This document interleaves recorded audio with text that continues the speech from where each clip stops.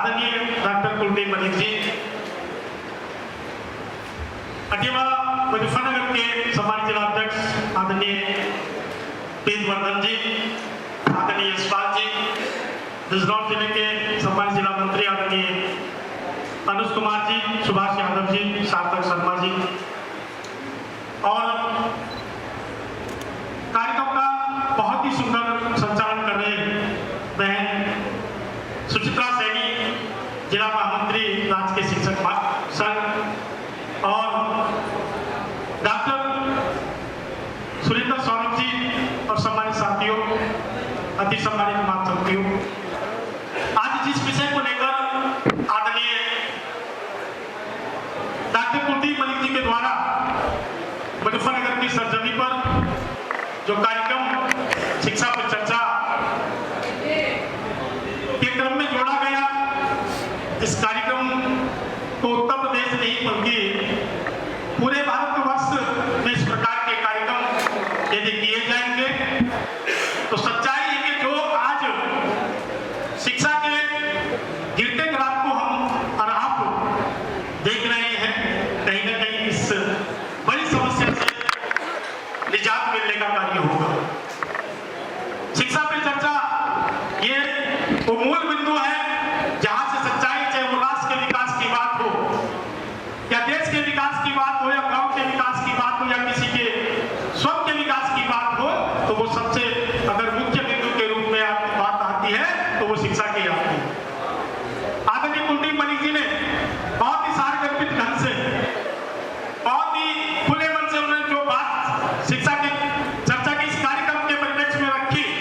तो सच्चाई की उस बात को हमें स्वीकार करना होगा कि शिक्षा आज उस दौर आया पर खड़ी हो गई है सच्चाई के जो जिनकी मैं सरजमी में बोलने का मुझे मौका मिला है। इस सरजमी पर हमेशा किसान मजदूरों की लड़ाई लड़ने में ये भूमि अग्रणी पंक्ति के रूप में रही हो, चाहे वो मानिए चौधरी चरण सिंह जी के रूप में देख ले हम, या मानिए टिकैत जी के संघर्षों को हम यदि आकलन करते हैं तो उन्होंने हमेशा किसान मजदूरों की बात कही गई है। यदि आज शिक्षा से वंचित करने की बात अगर हो रही है तो वो किसान मजदूरों के बच्चों को दूर करने की बात हो रही है। भाई यदि शिक्षा इतनी महंगी होगी तो किसान मजदूर का बच्चा कहीं ना कहीं जो शिक्षा की जो मुख्य धारा है उस मुख्य धारा से करता नजर आ रहा है। आज सुबह जब समाचार पत्र उठाकर देखा तो उसमें देखा कि हम साक्षरता के क्रम में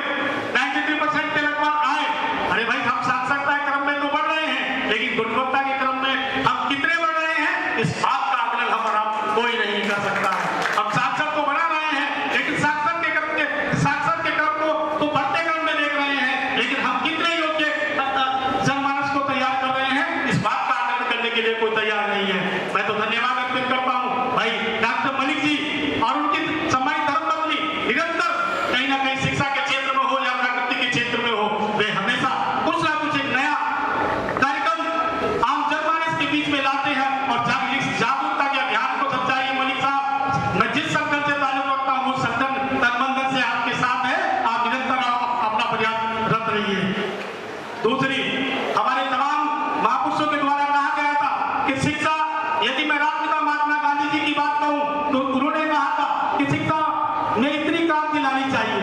कि शिक्षा में हमें इतनी क्रांति लानी चाहिए कि वह किसी साहिब को शोषक जरूरतों की बजाय गरीब ग्रामीण की जरूरत को पूरा करने का माध्यम होना चाहिए। यही हमारे आज की यदि शिक्षा का अब यदि सही ढंग से आकलन करें, आज शिक्षा की जो दोहरी शिक्षा नीति है यदि हम उसका सही ढंग से आकलन करें तो सम्मानित साथियों, कहीं ना कहीं आज हम राष्ट्रपिता महात्मा गांधी जी और तमाम हमारे महापुरुषों का जो सपना था उस सपने को कमजोर करने का काम इस दोहरी शिक्षा नीति के द्वारा किया जा रहा है। और यदि हम इस